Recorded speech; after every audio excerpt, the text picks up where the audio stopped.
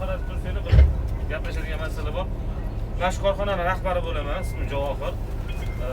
Men hozir bizani Uzavtotrans servis avtobuslarida ketyapsiz. Biletlarni qanaqa usulda sotib oldinglar? Sizlarga qanaqa qulay bo'ldi? Shu haqida bir fikringizni bilmoqchiman. Onlayn oldik. Onlayn oldik. Onlayn oldingiz. Biz shu yerdan oldik, yaxshi bo'ldi. Bu yerdan keldi. Siz o'z qayerdansiz? Toshkent viloyati. Toshkent viloyati. Qashqadaryodan, Surxondaryodan, Vodiydan kelganlar bormi? Bor. Qaranglar, hozir aprel oyining oxirida xudo xolasa ishga tushadi. Paynet tizimi orqali sotib olsanglar bo'ladi. Ya'ni bu qanaqa bo'ladi? O'sha chekka qishloqlarda ham hech bo'lmaganda bitta bo'lsa ham o'shanaqa bunday yashil paynet yo'lga bor.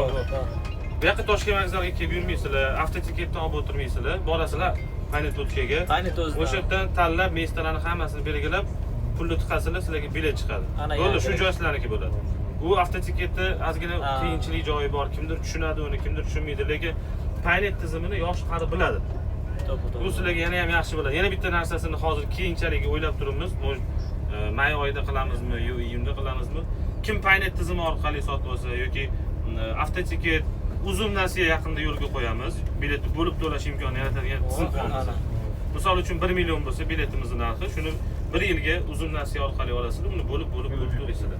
Bu keyingi etapimizda bizda rejamizda turibdi. Buni faqat Uzavtotrans servisda shu yerda qila olasizlar. Boshqa tashuvchilarda qila olmaysizlar. Endi yana bitta anonsi, agar kim onlayn sotib olsa, mojid 3% arzonlashtirilgan narxda oladigan qilmoqchimiz. Bu o'shanga men odamlarning fikri qanaqa, bu qanchalik qulaylik yaratadi, yaxshi bo'ladimi? Men o'ylaymanki, misol Vodiydan bu yoqqa kelib o'tirmaydi, joyida biletini oladi, qo'lida hamma narsasi bo'ladi, uvering bo'ladi, u mesda o'shaniki o'sha bo'ldi.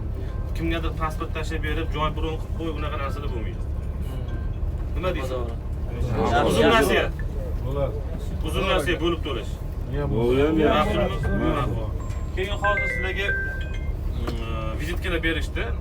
Obratno yo'ldan qaytayotganinglarda o'sha borgan avtovokzalinglarga kassasiga borib olinglar biletni. Ani kimgadir uchrashib, telefon qilib, pasiyatlik bo'lib ketmang. Men sizga tavsiyam shu. Agar borib o'sha yerda kassasidan bilet sotib olsangiz, shu avtobusga bilet ola olasiz. Lekin ko'chada unga hech kim garantiya bermaydi. Qozon avtobusimi, O'zbek avtobusimi, unga javob yo'q. Lekin agar davlat himoyasida bo'lgan, litsenziyaga ega bo'lgan, nazoratli avtobusda ketmoqchi bo'lsanglar, avtovokzal kassasidan olinglar, bo'ldi. Meni tavsiyam shu. O'shanda xudo xolasa biz sizlarni qanaqadir xavfsizliginglarni, boshqasini biz nazorat qila olamiz. Kelishdikmi? Kelishdik. Yo'linglar bexatar bo'lsin, bir yoshi katta odam bo'lsa, bir duo qilib qo'ysa yaxshi bo'lardi.